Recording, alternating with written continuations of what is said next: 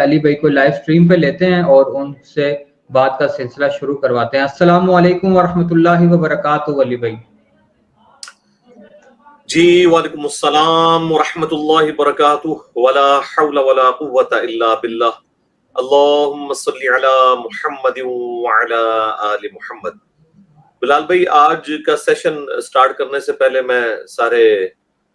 مسلمانوں سے ریکویسٹ کروں گا بالعموم، اور ہمارے جو پاکستان کے رہنے والے لوگ ہیں بالخصوص ان سے، کہ عمران خان صاحب کے لیے دعا کریں، اللہ تعالیٰ انہیں صحت یابی دے۔ ویسے تو ڈاکٹرز کی جو خبر ہے اس کے اعتبار سے تو ماشاء اللہ تعالیٰ ان کی حالت خطرے سے باہر ہے،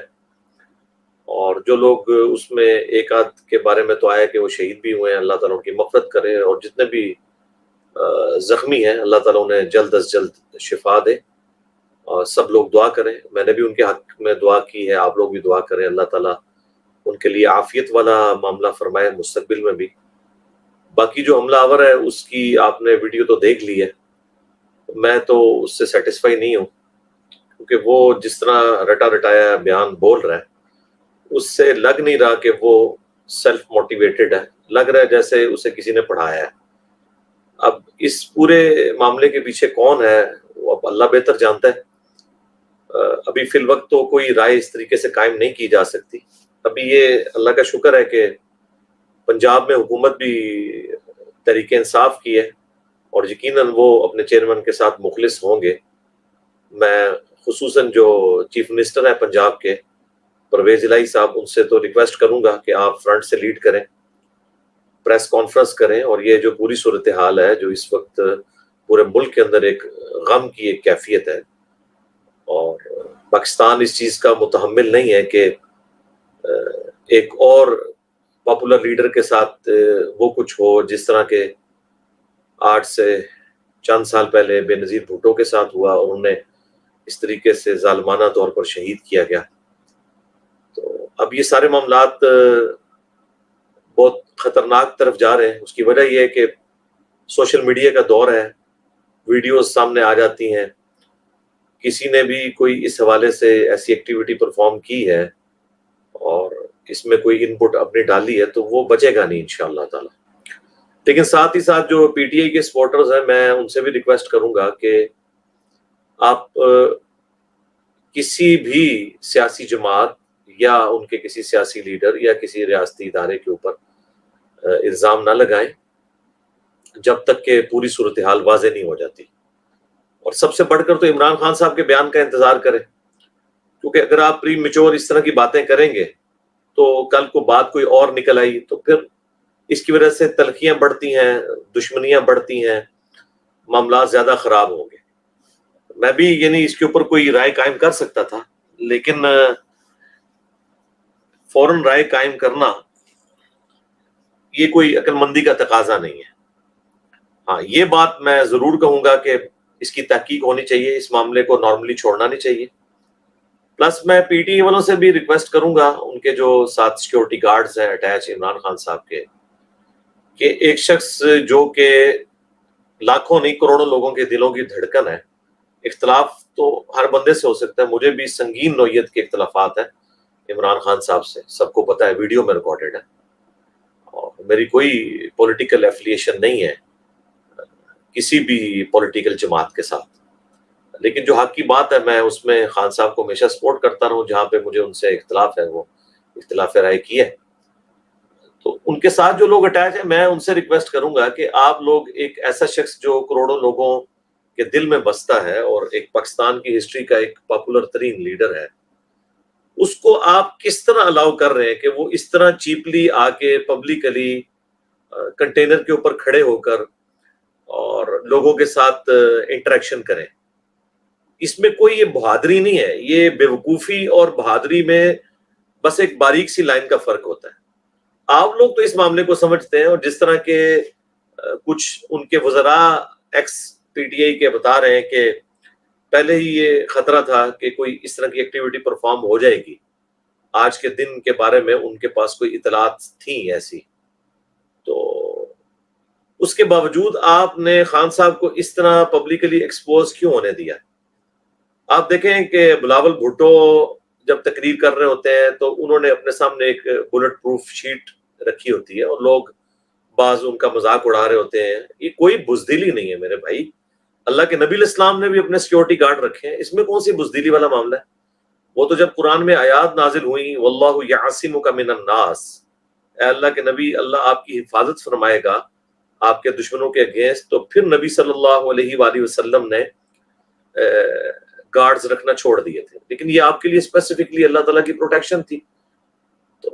یہ گارڈز تو رکھنے چاہیے. تو اب گارڈز کا کام یہ ہے, سیکیورٹی کے آفیسرز کا کام یہ ہے کہ وہ بلٹ پروف شیشہ ارینج کریں,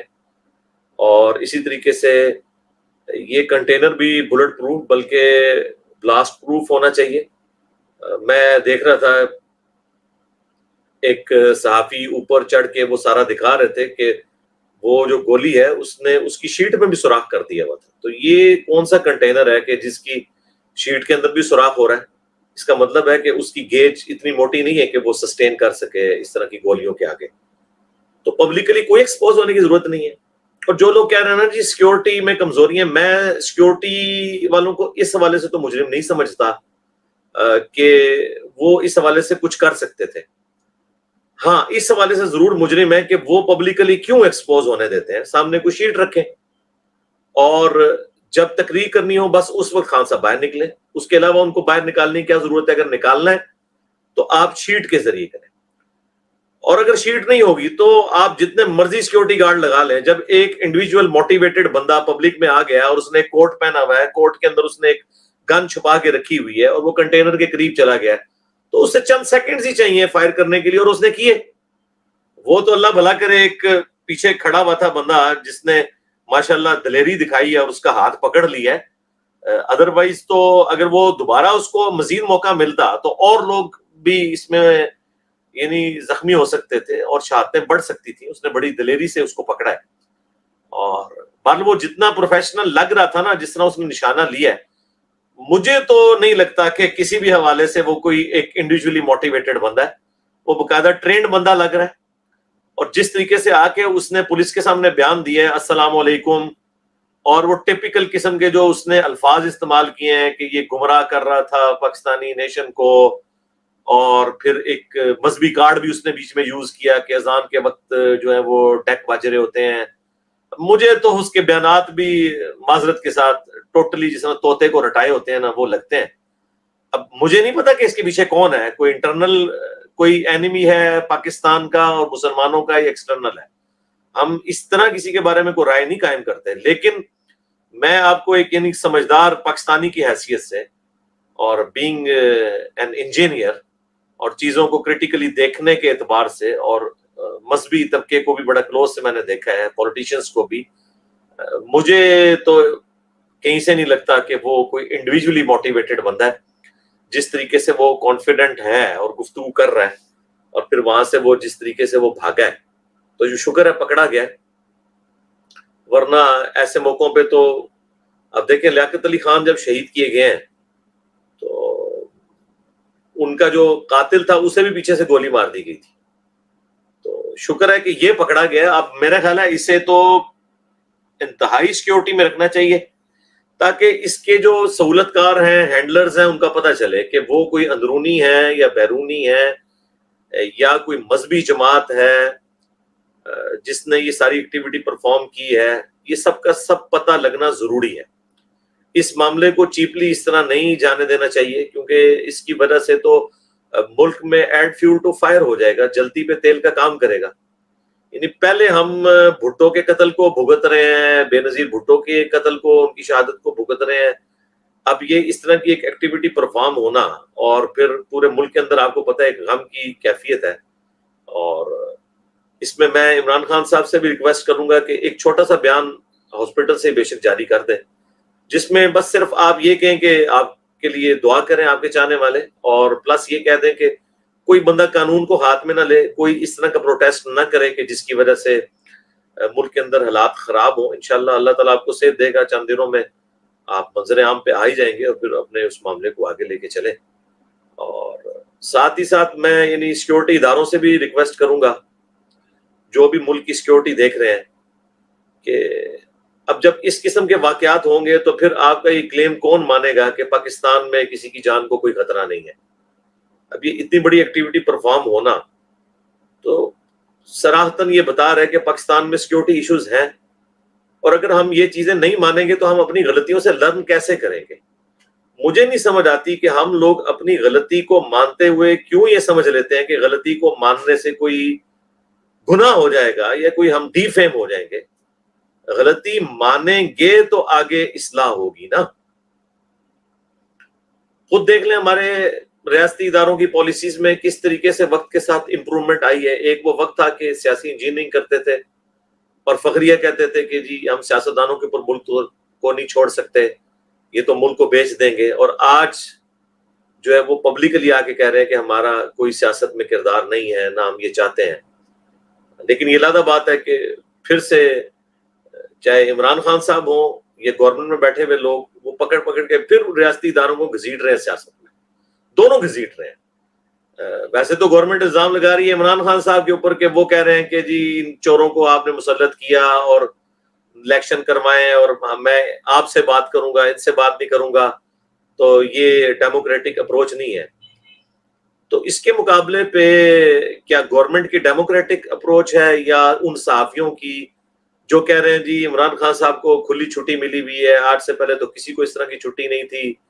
تو ان کی زبان کیوں نہیں بند کی جاتی؟ جب آپ یہ باتیں کر رہے ہوتے ہیں تو اس کا مطلب کیا ہوتا ہے کہ آپ بھی انہی اداروں کو یہ کہہ رہے ہیں کہ عمران خان صاحب کو خاموش کرواؤ، اور ایک طرف آپ عمران خان صاحب کو کہتے ہیں کہ وہ ادارے اے پولیٹیکل ہو چکے ہیں، آپ ان اداروں کو نہ گھسیٹیں، تو گھسیٹ تو آپ بھی رہے ہوتے ہیں۔ اور میرے خیال ہے تفتیش میں ان سارے لوگوں کو اب شامل کرنا چاہیے جو یہ کچھ دنوں سے یعنی آگے کہہ رہے تھے کہ یہ مارچ خونی ہو جائے گا، چاہے وہ گورنمنٹ کے لوگ تھے یا پی ٹی آئی میں سے نکلے ہوئے لوگ تھے، اور وہ آ کے یہ باتیں کر رہے تھے۔ ان سے ذرا پوچھا جائے کہ جناب وہ آپ کی تو پیش گوئی بالکل صحیح ثابت ہو گئی ہے، تو آپ آ کے ذرا عوام کو بتائیں نا کہ آپ کو کس نے بتایا تھا یہ خونی ہو جائے گا؟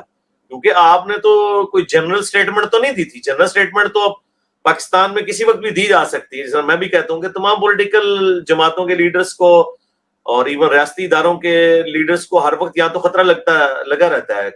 یا مذہبی کارڈ کی وجہ سے یا کسی اور وجہ سے، یہ تو جنرل سٹیٹمنٹ ہے۔ لیکن اسپیسیفکلی آپ میڈیا پہ آ کے پریس کانفرنسز کر کے اس طرح کی تھریٹس لوگوں کو بتائیں اور پھر وہ ایکٹیویٹی پرفارم ہو جائے، تو میرا خیال ہے سب سے پہلے ایسے لوگوں کو بھی شامل تفتیش ہونا چاہیے اس حوالے سے۔ اور میں عمران خان صاحب کے لیے دعا گو ہوں اور باقی تمام لیڈرز کے لیے بھی دعا گو ہوں کہ اللہ تعالیٰ ان کے لیے عافیت کا معاملہ کرے۔ اور میں خان صاحب سے اسپیشلی اور ان کے چاہنے والوں سے ریکویسٹ کروں گا کہ یہ جس نوجوان نے ہمت کر کے اس کو پکڑا ہے، یعنی یہ خان صاحب سے محبت کا ایک اس نے ثبوت دی ہے، تو اسے ایک بہت بڑے لیول کا انعام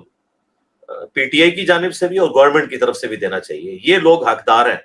جو واقعی دل و جان سے اگر یہ دعویٰ کرتے ہیں نا کہ ہم اپنے لیڈر کے لیے جان دیں گے تو وہ تیار ہوئے ہیں۔ اور آپ دیکھ لیں مشرف صاحب سے ہمیں لاکھ اختلافات، لیکن ان کی یہ خوبی تھی کہ جس بندے نے بھی ان کی جان بچانے کے لیے ایفرٹ پٹ کی تھی جب ان پہ مرڈر اٹیمپٹ ہوئی تھی، تو انہوں نے لائف ٹائم ان کا خرچہ جو ہے وہ اٹھایا ہوا ہے، تو یہ بہت بڑی بات ہے۔ تو میرا خیال ہے عمران خان صاحب کو بھی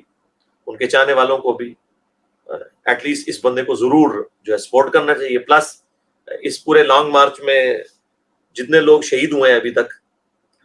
کنٹینر کی مس ہینڈلنگ کی وجہ سے اور مس مینجمنٹ کی وجہ سے، وہ بھی سارے لوگ، جس طرح وہ ایک صحافی عورت تھیں وہ بھی شہید ہوئی، اس میں خیر ان کی اپنی غلطی بھی تھی، بہرحال ان کو بھی کمپنسیٹ کرنا چاہیے۔ اور اس طرح ایک بچہ بھی آیا تھا موٹر بائک والا، اور کچھ اور لوگوں کے بارے میں بھی آیا مختلف، سب لوگوں کو بھی ساتھ ساتھ یعنی یہ سمجھیں کہ آپ کے لانگ مارچ کے شہداء ہیں۔ باقی میرا اپنا پوائنٹ آف ویو ہو سکتا ہے، لیکن میں ایک آپ کو سنسیئر مشورہ اس حوالے سے دے رہا ہوں کہ یہ لوگ جو ہیں اس قابل ہیں کہ انہیں فائنینشلی آپ لوگ سپورٹ کریں، انہیں ایوارڈ دیں، ریوارڈ بھی دیں، خالی ایوارڈ نہیں ریوارڈز بھی ہونے چاہیے۔ اللہ تعالیٰ پاکستان کی خیر فرمائے، پاکستان کو بالخصوص اور تمام عالم اسلام کو بالعموم اندرونی اور بیرونی خطرات سے محفوظ فرمائے۔ پاکستان سمیت دنیا بھر میں جہاں کے مسلمان مظلوم ہیں خصوصاً چائنا میں، کشمیر میں، انڈیا میں، یمن میں، فلسطین کے اندر، افغانستان میں، عراق میں، شام میں اور پاکستان میں بھی جو سیلاب زدگان ہیں، اللہ تعالیٰ غیب سے ان کی عزت آبرو جان و مال کی حفاظت فرمائے، اور دنیا کے تمام مسلمان، خواہ جنوں میں ہو خواہ انسانوں میں، ان کے حق میں وہ تمام دعائیں قبول فرمائے جن کا سوال اللہ کے محبوب صلی اللہ علیہ وآلہ وسلم نے کیا، اور ان تمام چیزوں کے شر سے اللہ تعالیٰ ان سب کو، تمام مسلمانوں کو اپنی پناہ عطا فرمائے جن جن چیزوں کے شر سے اللہ کے محبوب صلی اللہ علیہ وآلہ وسلم نے پناہ طلب کی۔ بس یہی میرا میسج تھا۔ صلو علی محمد وآل محمد، اللہم صلی علی محمد وعلی آل محمد واصحاب محمد وازواج محمد وامت محمد اجمعین الی یوم الدین، آمین۔